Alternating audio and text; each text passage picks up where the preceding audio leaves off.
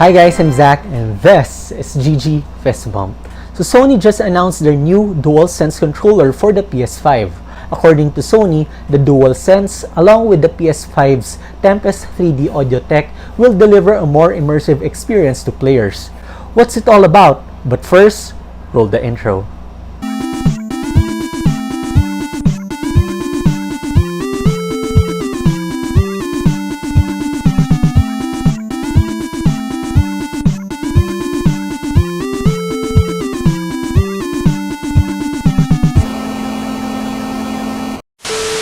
Now before we move on, it would really help if you would click on subscribe then hit on that notification bell to stay up to date with my latest videos. Let's start! Okay, so first let's start with the name. Sony decided to depart from the DualShock moniker which it had since the PS1 and decided to take the name DualSense. Sure, we had the 6-axis during the PS3, but that was eventually replaced by the DS3. Well, we have this change of name to DualSense because, well, I think Sony's trying to put an emphasis on the sense of touch, not just the plain rumble feature that you would see from your previous DualShock controllers. As mentioned in one of my previous PS5 videos, the new controller will be equipped with haptic feedback. What it means is that it'll give gamers more detailed sensations compared to last gen's rumbles and shakes. With haptic feedback, Sony says you'll be able to take in the slow grittiness of driving a car through mud in a game. Which I guess is good for games like GTA or Uncharted? We'll see. The new DualSense will also incorporate adaptive triggers in L2 and R2 so that you can truly feel the tension of your actions, like when drawing a bow to shoot an arrow.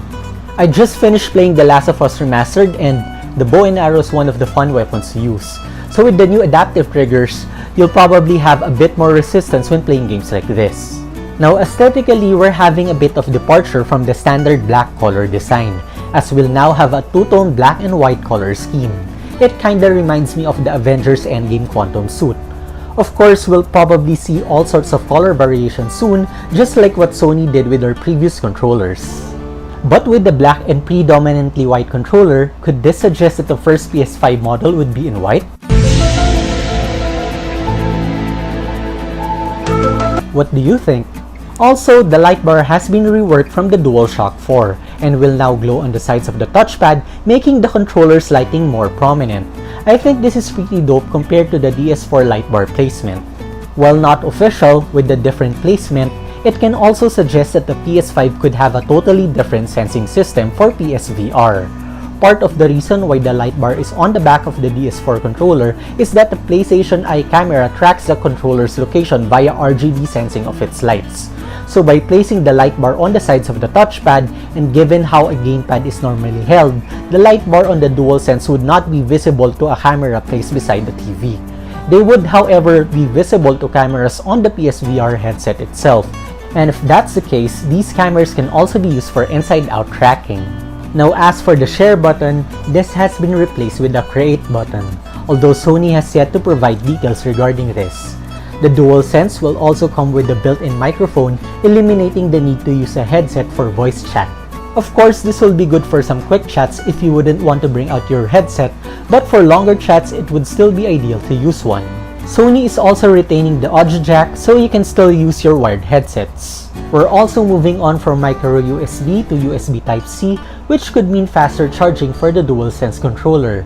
Given all the new features added, Sony vows to maintain a strong battery life for the rechargeable battery while lessening the weight of the controller as much as possible. So what do you guys think of the new DualSense controller? Stay tuned to my channel for more updates as we get closer to the launch of the PlayStation 5. And with that, I think we're done. If you found this video helpful, interesting, or entertaining, please leave a like and subscribe to my channel, then hit on that notification bell for more content just like this. Again, I'm Zach, and this is GG Fist Bump.